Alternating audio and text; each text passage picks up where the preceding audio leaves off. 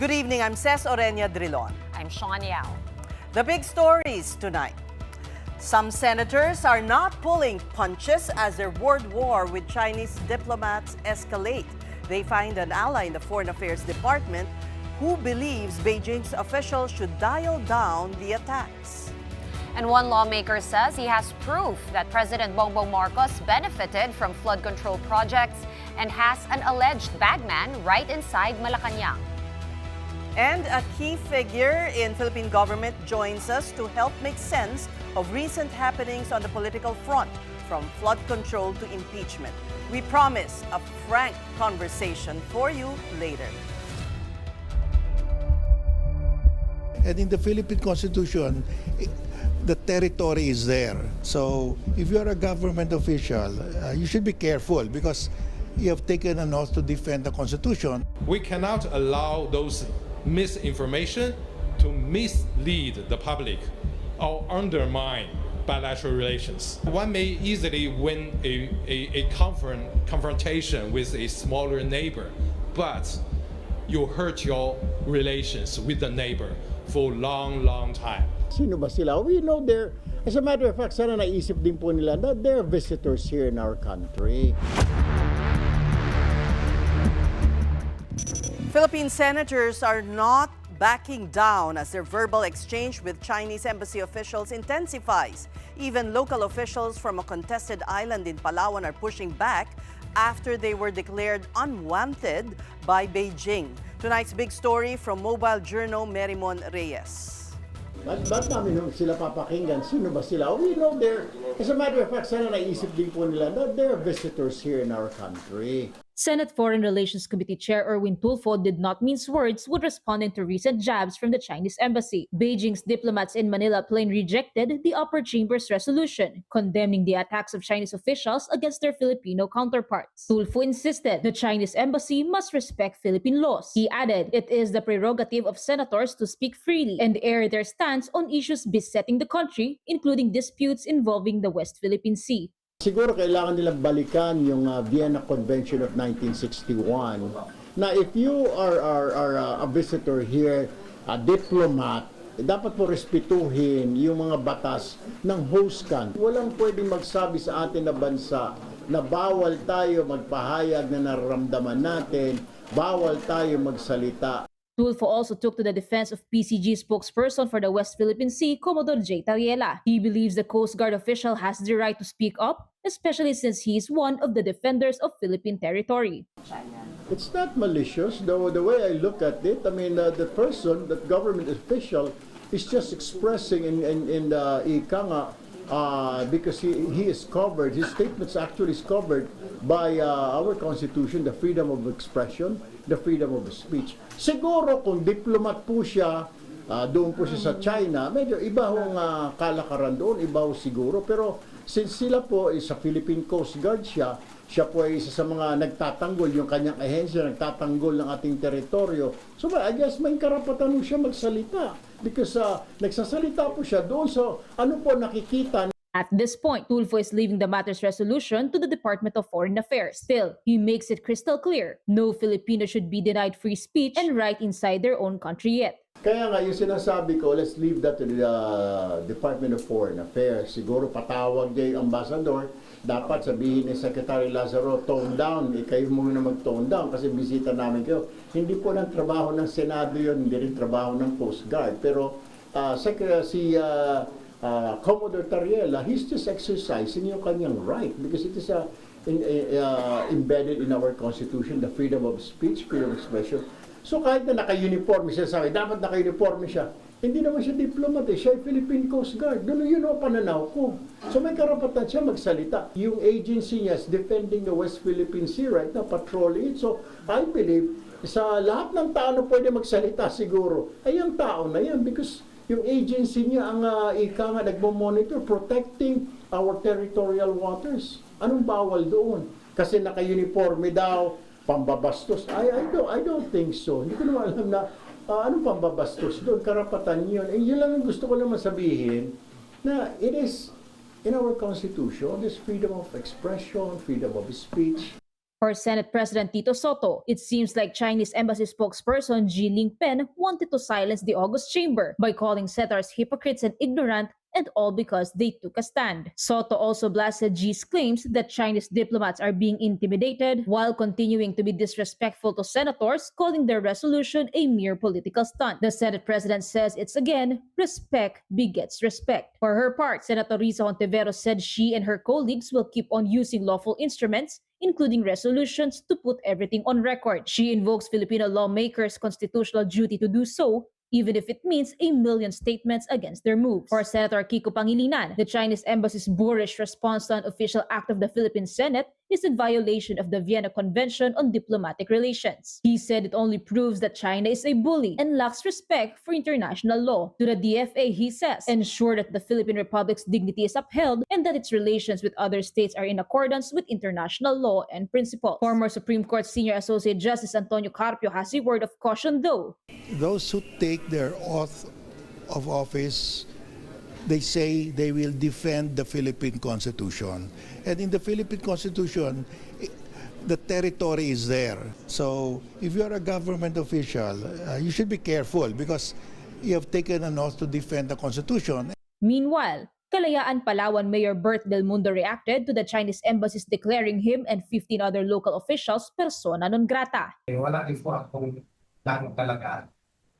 Hindi minsan na magpaplano na mag-isita sa kanilang teritoryo.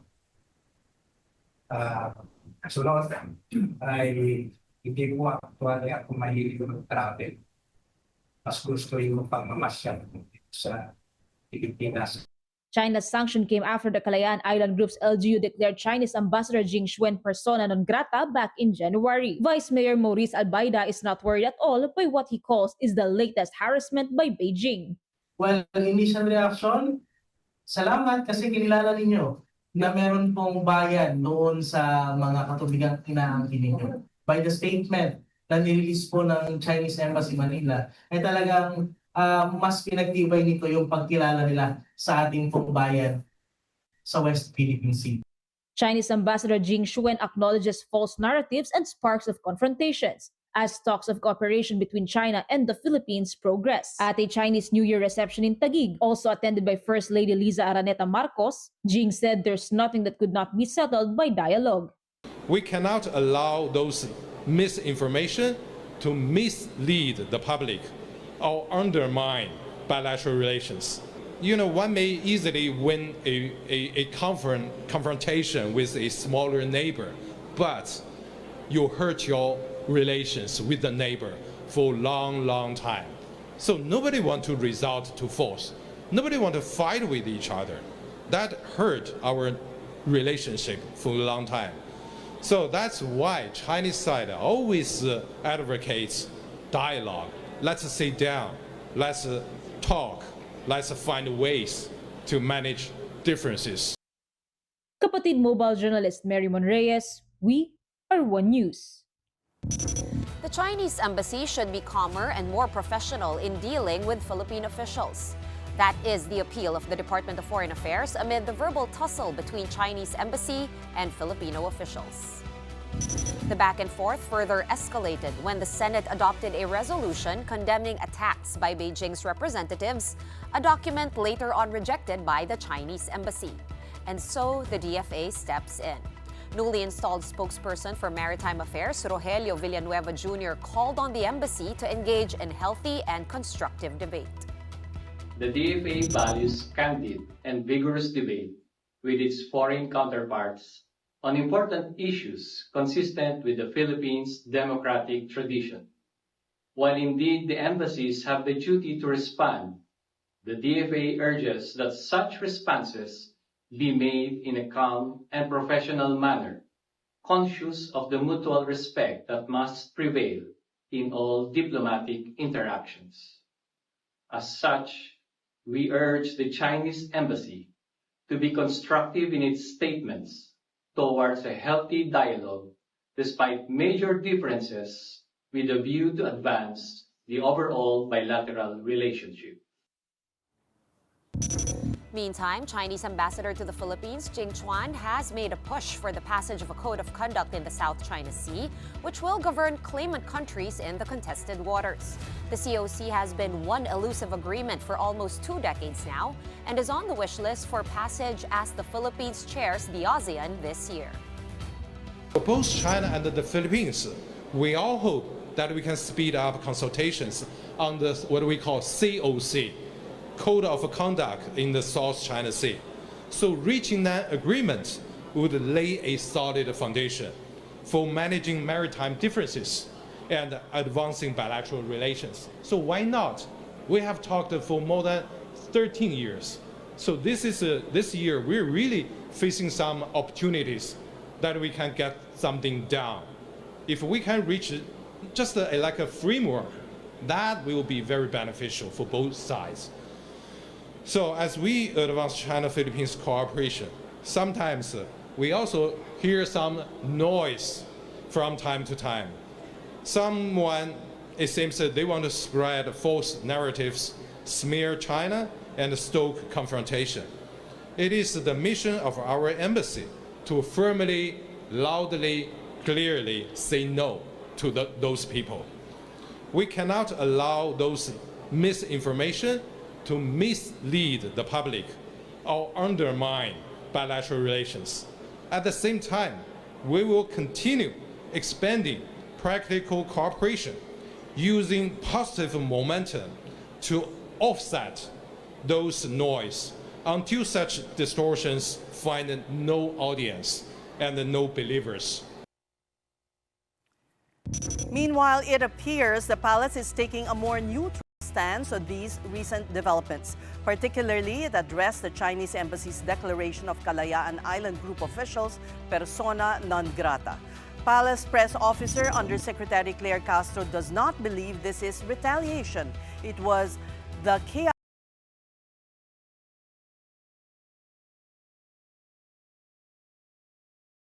Before that, they also declared Qing's predecessor, Wang Xilian, persona non grata back in 2023. Kung ano man po ang naging desisyon at polisiya ng China ay hindi naman po natin to saklaw. Katulad din po ng hindi nila dapat masaklawan kung ano po ang nagiging desisyon ng administrasyon na ito. Staying with Malacanang matters, Yusek Castro also blasted former presidential spokesman Harry Roque for allegedly being a fake news peddler. Roque earlier posted a photo insinuating President Bongbong Marcos is wearing a colostomy bag. Nakita naman po natin ang video, yung kabuuan kung saan itinaas pa po mismo ng Pangulo ang kanyang mga kamay habang siya'y kumakaway sa ating mga kababayan at kitang-kita po na ang sinasabing larawan o ipinakitang larawan ni Harry Roque ay pawang kasinungalingan lamang. Following his diverticulitis diagnosis, President Marcos can now be seen in more public events, the latest of which is the signing of a deal between the Education Department and governors. This is for the building of classrooms nationwide. Under this agreement, the DepEd will release funding while local government units implement the planning and construction of classrooms. President Marcos says this setup could help avoid ghost projects. Kaya yung iba, madaling araw nang papasok at yung iba naman, gabing-gabi na. At saka pa lang lalabas sa eskwela. Nandyan na rin ay mga mag-aaral na nagkaklase sa mga basketball court o kuminsan sa ilalim lang ng puno. As of December of last year, we have a classroom shortage that amounts to a stunning 145,000 units. How we have allowed this to become such a bad situation, I cannot understand. In other news, Vice President Sara Duterte's satisfaction rating went up based on the latest survey of the social weather stations. In the poll, 54% said they approve of the VP's performance, 26% did not, while 18% were undecided. In all, Duterte has a positive 28 net satisfaction rating. This is higher by 6 percentage points compared to her positive 22 net satisfaction rating in September of 2025. In fact, the Vice President had the highest rating out of all 4 officials in the survey. Senate President Tito Soto garnered a positive 16 net satisfaction rating, while Chief Justice Alexander Hesmundo got positive 9 and House Speaker Boji D positive 5. Last week, SWS revealed President Bongbong Marcos's neutral net satisfaction rating now stands at negative 3. The survey was conducted from November 24 to 30 last year among 1,200 respondents. That period saw a series of protests against corruption. Meantime, the Philippines slid to a new low in the Global Corruption Perception Index. In the 2025 report released by Transparency International on Tuesday, the Philippines scored 32, which is 1 point lower compared to 2024.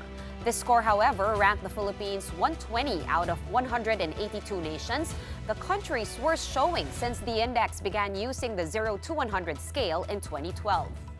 In 2024, the Philippines was at 114th place with a score of 33 in the index, also lower than 2023's score. The report described the Philippines as a climate change impacted country following the flood control corruption scandal last year. The report based its ranking from external data, including the World Bank, the World Economic Forum, risk and consulting companies, and think tanks. The palace took the CPI results in stride, saying it was expected. Expected po yan dahil binuksan po ng Pangulo ang issue tungkol sa korupsyon.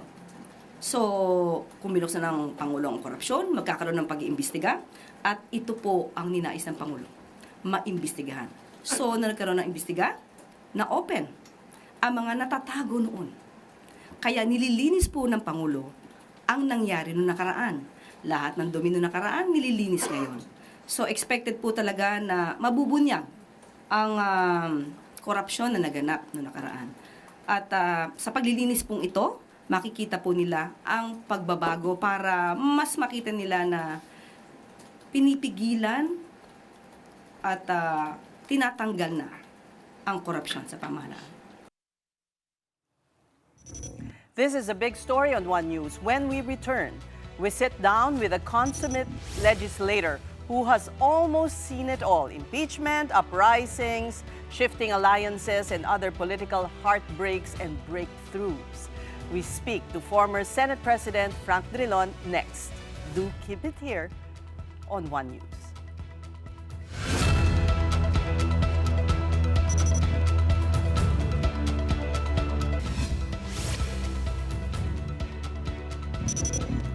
You're watching The Big Story here on One News. A third trillion peso march will be held on the 40th anniversary of the EDSA People Power Revolution. That's on February 25. This latest mass protest against corruption will be led by humanitarian group Caritas Philippines. The group will also be calling for an end to political dynasties in the country. The march will commence with a prayer vigil at the EDSA Shrine. Protesters will then march towards the historic Club Filipino in San Juan before heading to the EDSA People Power Monument. The activity will culminate in a protest concert at Eton Centris in Quezon City. EDSA People Power lives on through the Trillion Peso March. And nakita natin yun, nagkumilos yung mga Pilipino, hindi lang sa EDSA, pero sa iba't ibang parte ng Pilipinas. Tayo yung may responsibilidad dito sa ating bayan. Oo, may mga mas guilty, may mga kailangan talagang ipanagot at i-chantan natin ng ikulong na yung mga korako. Pero lahat tayo may responsibilidad dito sa ating bayan.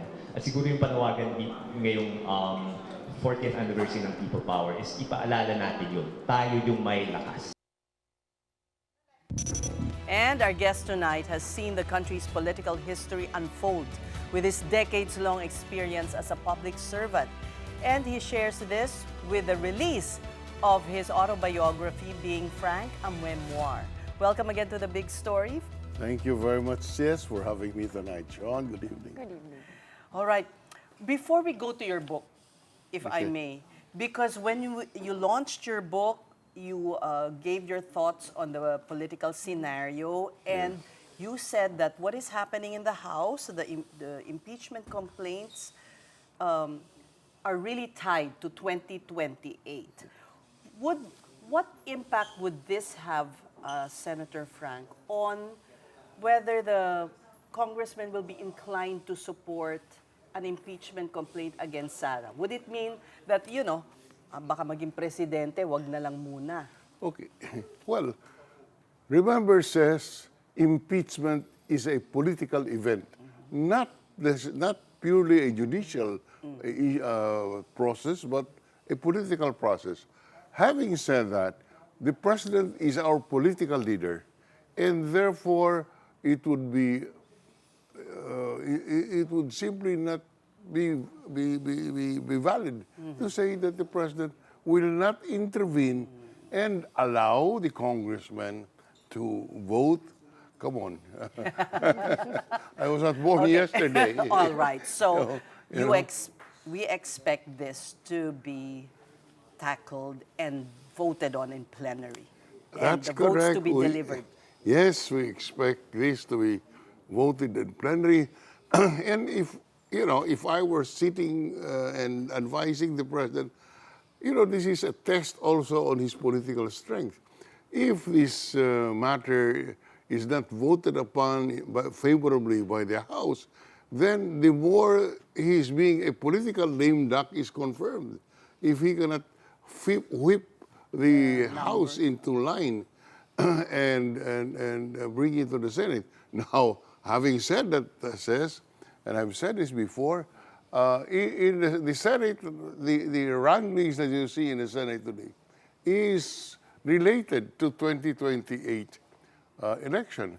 If Senate President Soto is replaced by somebody in the minority, chances of a trial is very slimmer because you assume that if the minority takes over, they would not want Sara to be tried in an impeachment complaint.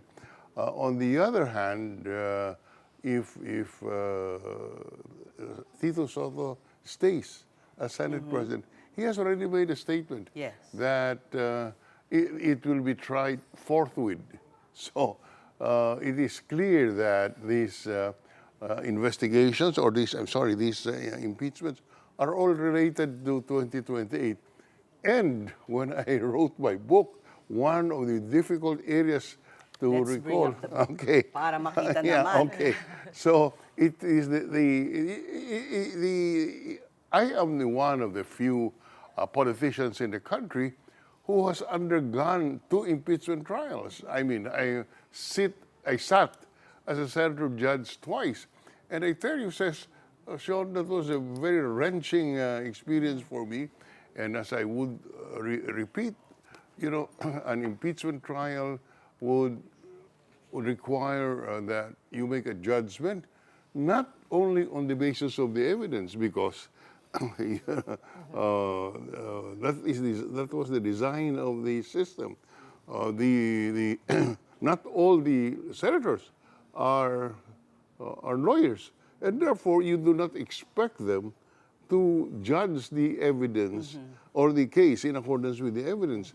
But certainly they are tasked to at least see what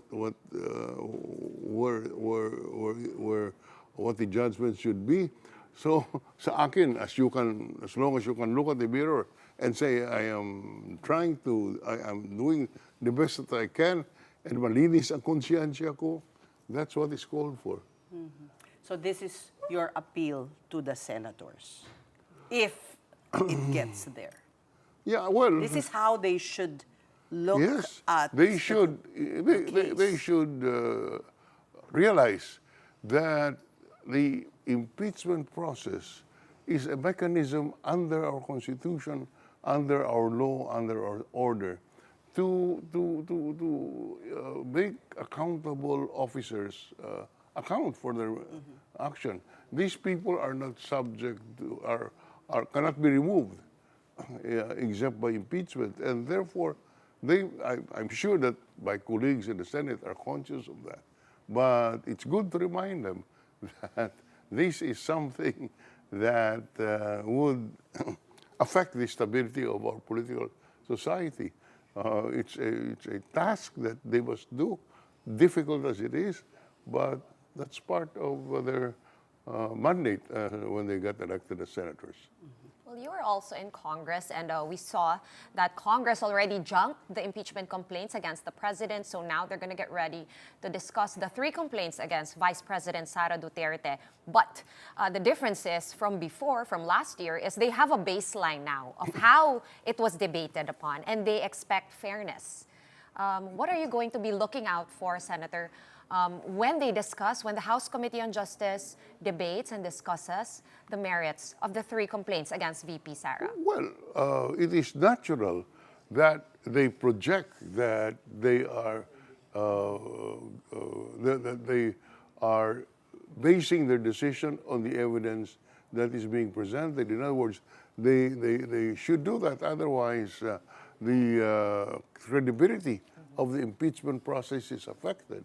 And as I said, this is a process which would allow us to make accountable those people who are in public office. And to your mind, do you think it's a foregone conclusion that an impeachment trial will happen? No, it's not a foregone conclusion because as we talk, I can assure you there are a lot of maneuverings to stop the impeachment trial. I mean, that's natural. And especially in the past few months, we saw how the Supreme Court intervened in the impeachment process and invoked... Favoring Vice President Sara Duterte. If you ask them, favoring the law. Because, look, it's very critical that, the Supreme Court has become very powerful under our Constitution because they are given the power to correct abuses of discretion. And any act, if they feel should be reversed, they invoke that power that they have under the Constitution to revise or to put down or to reverse decisions arising from grave abuse of discretion. And the impeachment vote, as we have seen recently, was reviewed on the basis of the assertion that there was grave abuse of discretion. This was not in the 1935 Constitution.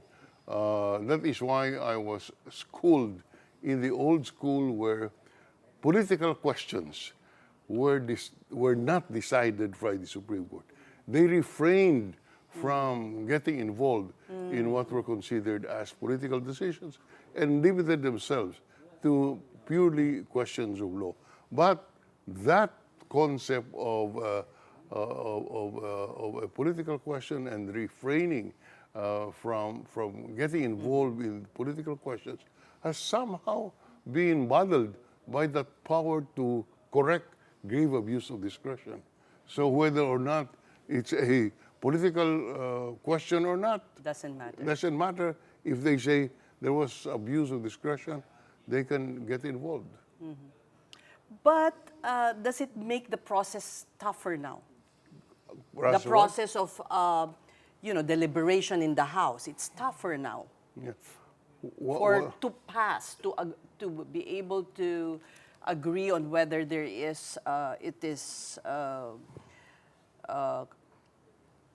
has substance, for instance. Sufficient in form and substance, correct. What's your question, sis? Does it make it tougher, this decision of the Supreme Court? Well, yes, it would be tougher, but at the end of the day, they vote in accordance with their conscience, I would like to think. And at least now with the benefit of a decision of the Supreme Court, both on the main decision and in the motion for reconsideration, they now have the parameters as to how to do it. It's clearer now. Clearer, that's correct. You know, one thing that, Senator Frank, when you hold the book up, one thing that I'd like to share with you, Shawn, because I was at the launch. Yes, I saw your IG story. Chief Justice Panghandiban said that he had been begging him to be part of the Supreme Court. You know, he even wrote an op-ed about that in the Yes, Inquirer it was as well. it was the preface of the book actually. Oh, okay. Yeah. Okay, yes. Oo. What's your Why, question? Why did you not want? Well, because I wanted to maintain my schedule of being able to drink coffee in the hotel lobby. But Pag Chief Justice, bawal na ba? having said that, you know, I really, yes, I confirm that the President Pinoy talked to me to become Chief Justice. Art Panganiban, you know, said I should help by accepting the offer to become Chief Justice. Members of the Supreme Court, the senior ones, called me and said, please be the first Chief Justice outside of the court, because we are now very divided and we want to unify the court.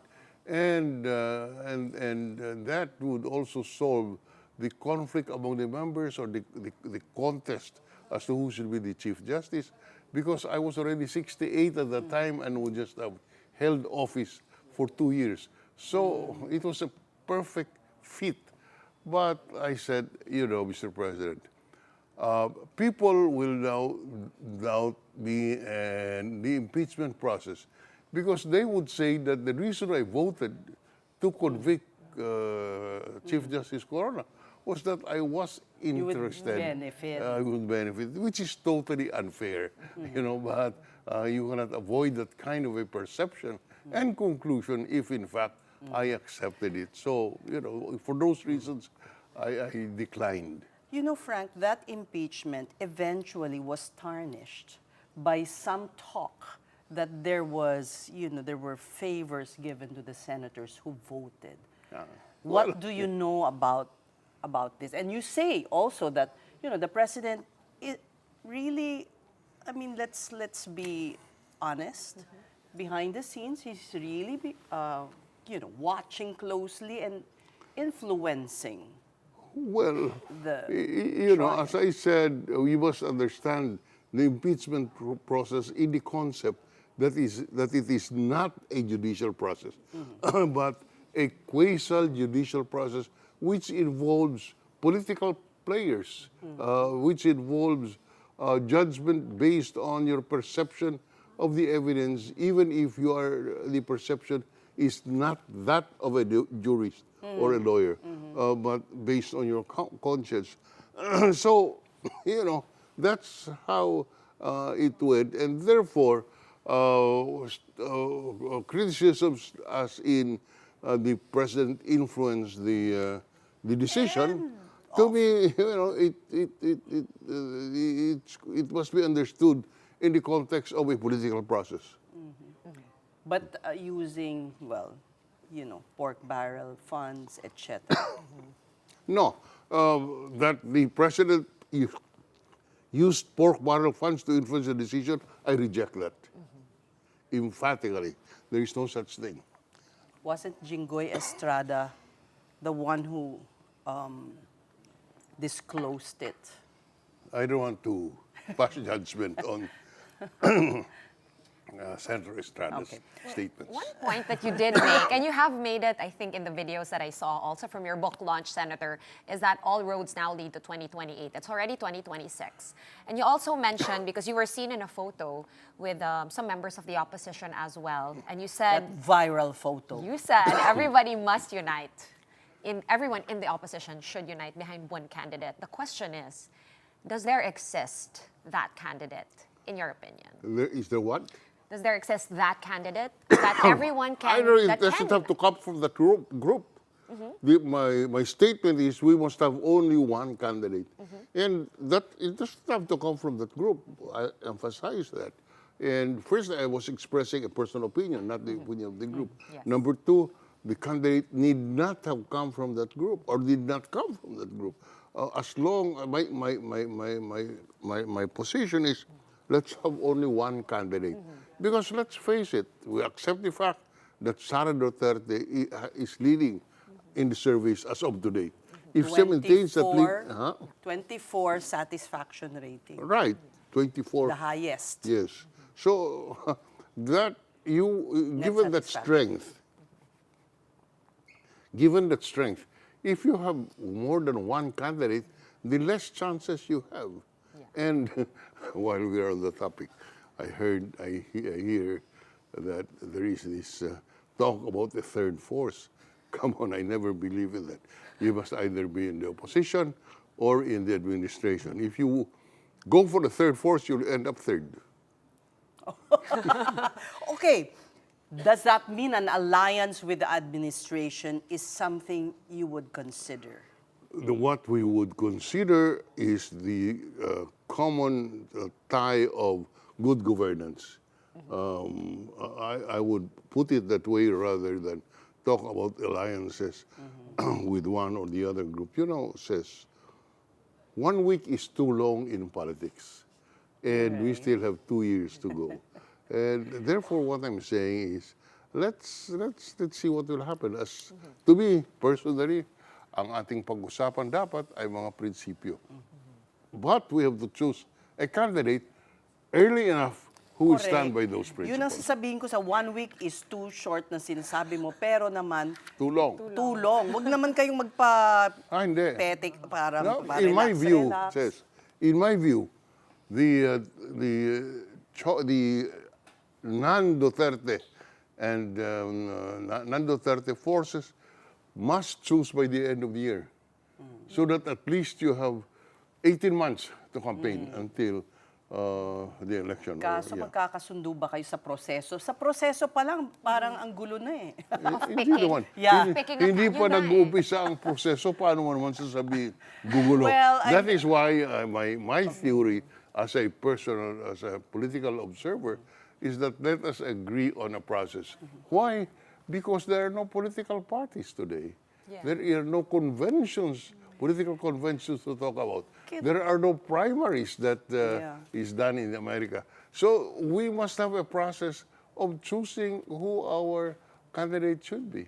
Do you think we should go back to that two-party system, and how can we do that, if ever?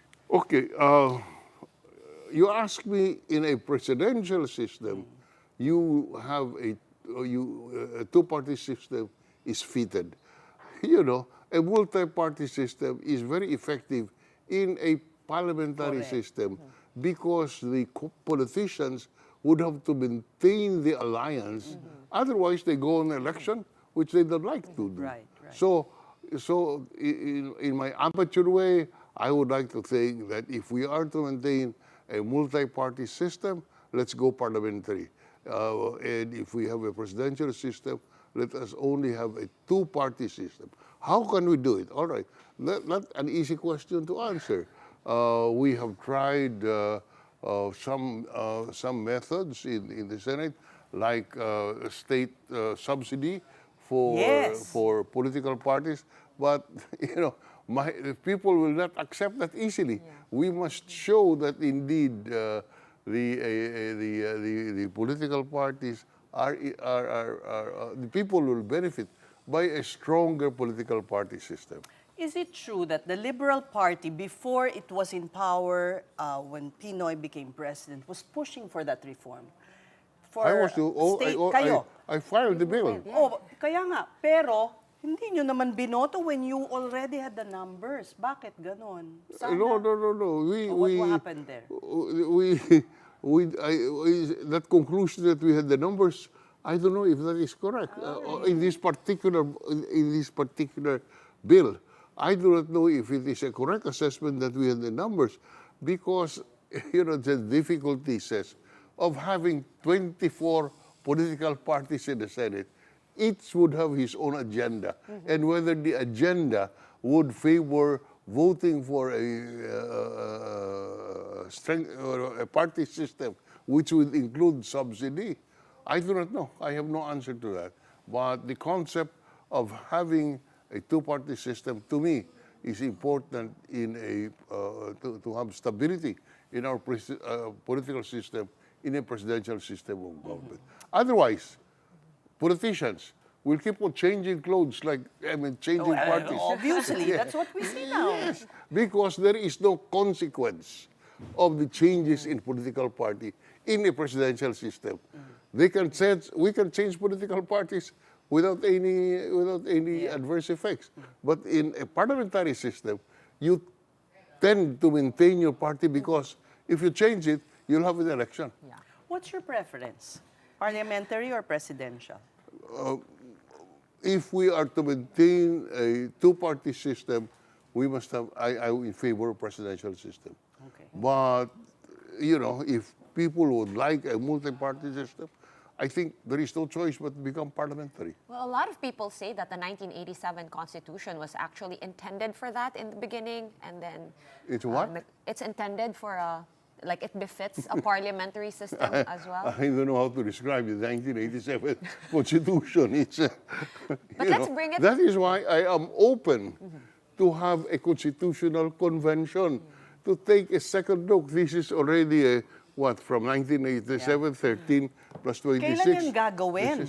I'm sorry? When will we when? I could no longer vote for whether or not we can amend because I'm no longer a member of Congress. Yes, but what do you think? When could we do that? When could we do that? In the 2028 elections, you think it should be included? At the very least. At the very least. That should be the timetable that we should be looking at. And the legislature then has to pass a measure to include that, to make it into law. Well, no, the Congress at that point simply enacts a measure that will amend the Constitution through a constitutional convention. You need not, or you should not, you cannot bind the convention as to the topics to tackle. But we have a national allergy to changing the Oo Constitution. What? May allergy tayo sa pag-change ng Constitution. That's right. That's Kasi right. we suspect That's mga correct. hidden agenda. Yes. But can we ask you, Senator, about the reforms that were recently put forth in the LEDAC by the President, among them, of course, the party list reform and the political dynasty. Would these two reforms change the game? It depends on the President. Simply putting it in the LEDAC is not enough because you need to push. You cannot let the forces do their own thing. So being in the LEDAC to me is just one step. It's the form, the substance is you must take a firm hand in having a convention amending the Constitution. Okay. Now, Frank, let's go to your book. Oh, This thank you.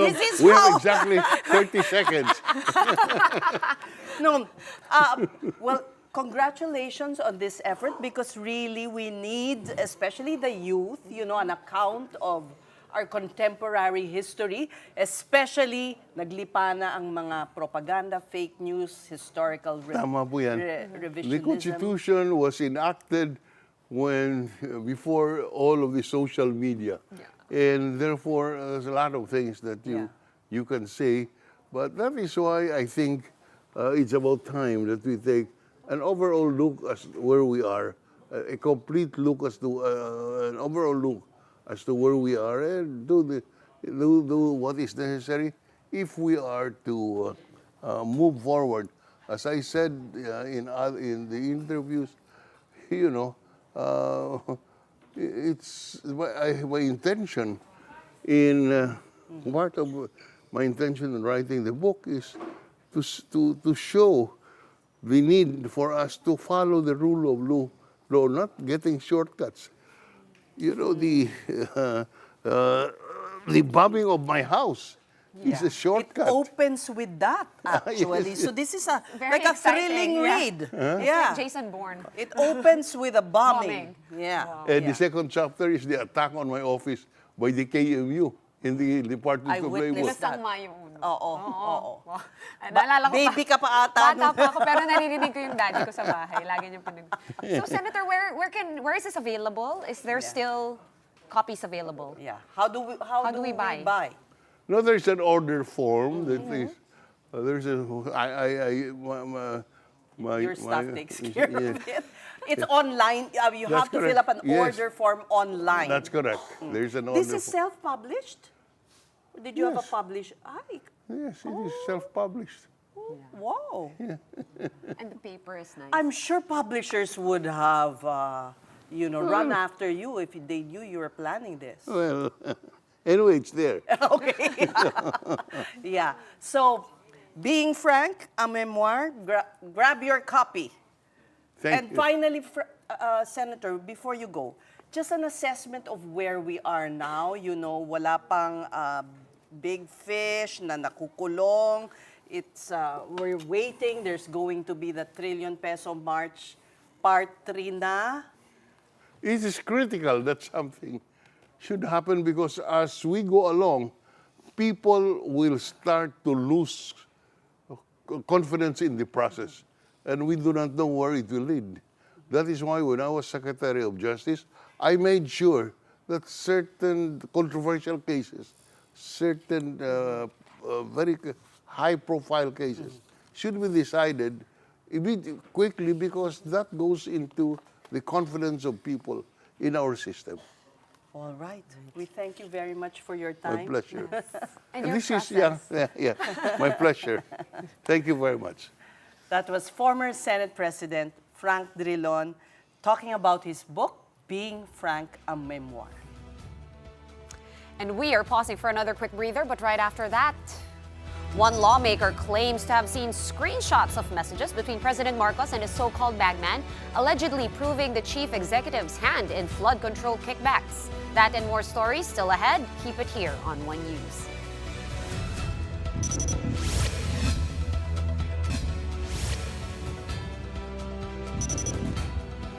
The big story is back with the Makabayan bloc condemning the dismissal of impeachment complaints against President Bongbong Marcos. It insists Marcos knew about budget insertions and more.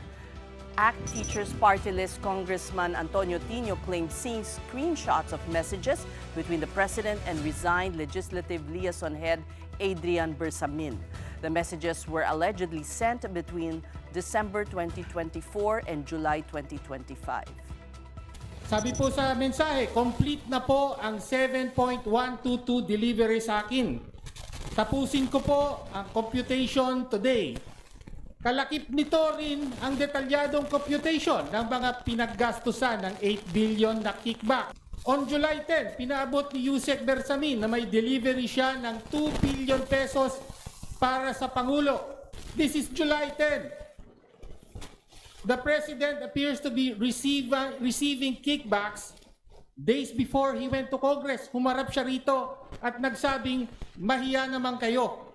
Sino po ang dapat na mahiya?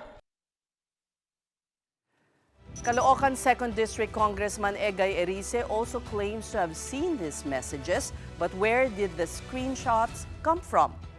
Tino and Erice pointed to Batangas 1st District Congressman Leandro Leviste. But when asked about it, the neophyte lawmaker was not as forthcoming. He repeated a previous statement in the vernacular, the truth will come out at the right time. Tonight, Erice revealed the younger Bersamin executed an affidavit inside Leviste's home in Batangas. This is in case the resigned liaison officer becomes a fall guy in the flood control mess. Erice added Leviste has more to show. And for Palace Press Officer Claire Castro, these allegations are simply not new. Meanwhile, here are the other stories making headlines this midweek. Senator Ping Lacson reacts to Ombudsman Boying Remulla's remark that revisions to the Blue Ribbon Committee report were a product of politics. Lacson assured that all testimonial and documentary evidence gathered during the hearings continued to guide the committee's recommendations. He added that only minor words and phrases were revised in the leaked draft to clarify some vague descriptions. Meanwhile, Senator Loren Legarda plans to file a resolution to investigate convicted sex offender Jeffrey Epstein's footprint in the Philippines. The measure will task the DOJ, the NBI, and Senate Committee on Women to look into reports linking Epstein and his associates to local networks. And over at the House of Representatives, the Makabayan bloc has also filed a resolution seeking an investigation into the alleged Philippine-based operations and connections of Epstein. In other news, the infamous Rolls-Royce Cullinan of contractor couple Curly and Sara Discaya has been sold for 29 million pesos. The winning bidder, Pio Velasco of theme park Igorot Stone Kingdom, said he wanted to, quote, preserve a piece of history. The Bureau of Customs failed to auction off 9 other Discaya-owned cars. And 3 days before Valentine's Day, the social weather stations has this survey. It said 46% of Filipinos described their love life as very happy, 40% felt their romantic relationship could be better, while 14% said, well, they have no love life at all. And finally, for our big picture tonight, it's a signage at the MRT3 Shaw Boulevard station, many called tactless. The signage reads, each step you climb is a gift to your heart, lungs, and muscles. The sign was placed near the coach reserved for women, PWDs, and seniors. Well, the MRT3 management has already ordered the sign's removal because, quote, the convenience of the commuters is always our priority. The management likewise assured all escalators in its stations are operational. And that will do it for the big story on this midweek. And we are back tomorrow at 8 p.m. We will see you then. Kapatid, we are One News all sides, all the time. Have a good night.